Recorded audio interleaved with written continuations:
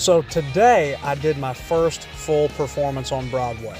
My friends Travis and Christy Mobley were asked to do Monday mornings at the Second Fiddle, and they were nice enough to ask if I wanted to join them. Now, I've gotten up and done a couple songs here and there with friends of mine when I've seen them play on Broadway, but this is the first time I've done a full shift on Broadway. Now, if you don't know what that means, musicians down here don't call these shows, they call them shifts, because so many of these bars, I think almost all of the bars on Broadway at this point, have multiple stages that feature music all day long and well into the night.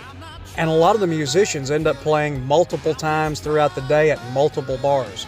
So they won't say, I've got a show at noon and a show at 8. They'll say, I'm playing the noon to 4 shift at this bar, then I'm playing the 8 to midnight shift at this bar.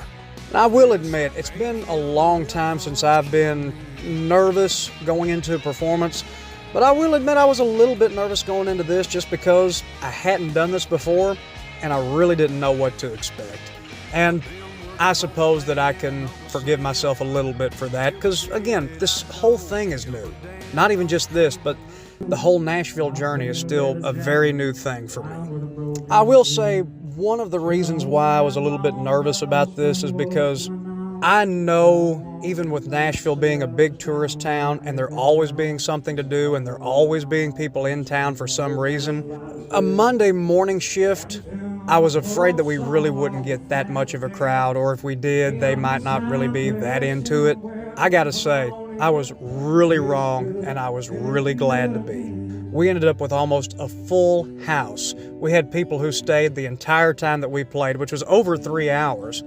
And the requests we were getting were songs that we never thought anybody would ask for. They weren't asking for kind of your typical hit songs that you would expect to hear everywhere you go. They were asking for album cuts, songs that were never singles, but were just great songs. And people were listening to every song. They were even requesting some of our stuff. I just didn't expect that that could ever happen in a situation like this. But again, I was wrong and very happy to be wrong. One of the biggest highlights of today for me was somebody requested Cold Gin by Kiss. Another request that I really wasn't expecting to get was Robert Earl Keen. And at first they didn't specify a song, but I asked, is there a specific song you would like to hear or just dealer's choice? And they said Feeling Good Again, which is one of his more popular songs, but it's also one of my favorites. So again, I was very happy to play that one. And I've got to say, that was kind of a fitting request as far as I'm concerned, because while I was playing it, I found myself feeling like the character in that song. It feels so good, feeling good again, even if only for this moment.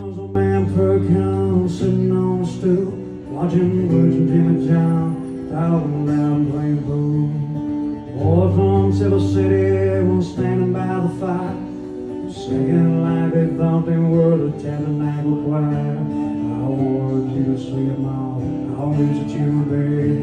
I looked across the room, saw you standing on the stair. And when I caught your eye, saw you break to the ground. It feels good, feeling good again. Feels good, feeling good again.